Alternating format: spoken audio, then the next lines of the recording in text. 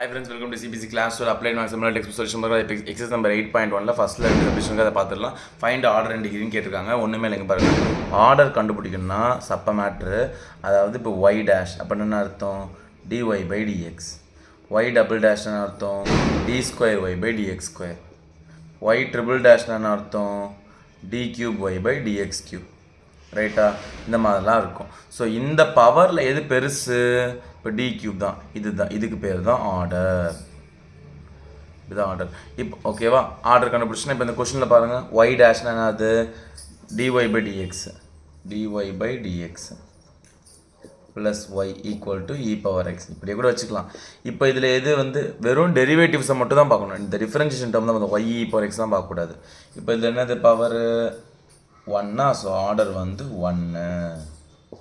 இப்போ இதுதானே highest term, இதானே இருக்கிறதுலே பவர் ஹையஸ்ட்டு. இப்போ இதோட பவர் என்ன கொடுத்துருக்காங்க? பவர் ஒன்றுமே இல்லை 1, அதுக்கு பேர் தான் டிகிரி. நல்லா பார்த்துக்கோங்க. கொஷனில் இருக்கிற டெரிவேட்டிவ்ஸ், இருக்கிற எக்ஸ்பிரஷன்ஸில் டெரிவேட்டிவை பார்க்கணும். அந்த டெரிவேட்டிவ்ஸ் நிறையா இருந்துச்சுன்னா அதில் எது பெருசோ, இப்போ 3 இருந்துச்சுன்னா 3 தான், அதுதான் ஆர்டர். ஓகேவா?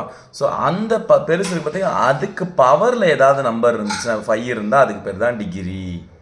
ஓகேவா? இப்போ இதில் இதான் பெருசு, இதுதான் ஆர்டரு, இதுக்கு பவரில் என்ன இருக்கோ அதான் டிகிரி. முடிஞ்சுதான். நெக்ஸ்ட் இந்த சம் பாருங்களேன். இப்போ இதில் என்ன டெரிவேட்டிவ் இருக்குது? டி ஸ்கொயர், இதெல்லாம் நார்மல் XYZ. ஓகே, வெறும் டெரிவேட்டிவ் தான் டியில் வரதா பார்க்கணும்.